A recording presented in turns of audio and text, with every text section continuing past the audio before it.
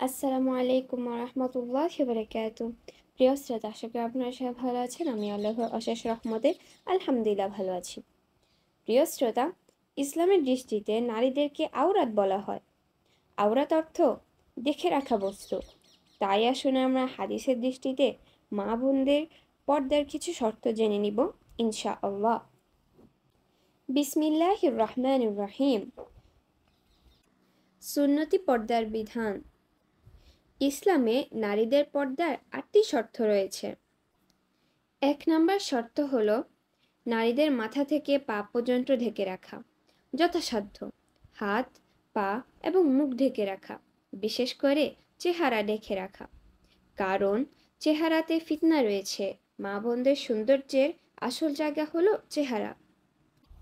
২ নম্বর শর্ত হলো যে হিজাব দিয়ে পর্দা করবে সেটা যেন আকর্ষণীয় বা চাকচিক্য না হয়।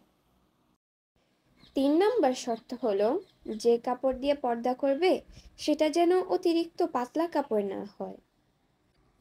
৪ নম্বর শর্ত হলো যে কাপড় দিয়ে মা বোনদের পর্দার জন্য পোশাক বানানো হবে সেটা যেন ঢিলাঢালা পোশাক হয়। ৫ নম্বর শর্ত হলো মহিলাদের পোশাকে অথবা শরীরে সেন্ট বা আতর যেন ব্যবহার না করা হয়। কারণ নবী করিম সাল্লাল্লাহু আলাইহি ওয়াসাল্লাম বলেছেন, সে নারী অসতী, জেনাকারিণী, ব্যভিচারিণী মহিলা, সে কখনো জান্নাতে যাবে না। কারণ তার গায়ের সুগন্ধিতে পরপুরুষকে আকৃষ্ট করা হয়েছে। ৬ নম্বর শর্ত হলো মা বোনদের পোশাক যেন কাফেরদের পোশাকের সাদৃশ্য না হয়, কাফেরদের পোশাকের মতো না হয়। ৭ নম্বর শর্ত হলো নারীদের পরনের কাপড় যেন পুরুষের মতো না হয়, কবিরা গুনাহ, হারাম। ৮ নম্বর শর্ত হলো নারীরা এমন পোশাক পরবে না যে পোশাক দেখে মানুষ আজব পোশাক মনে করবে, মানুষকে অবাক করে তুলবে।